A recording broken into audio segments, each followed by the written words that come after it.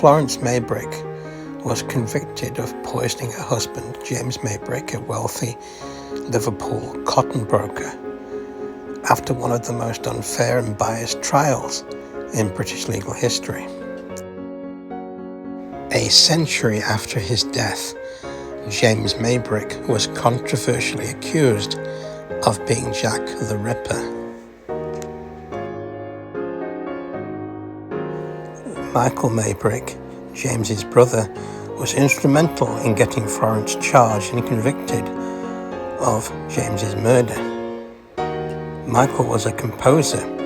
His most famous work was the music for Holy City.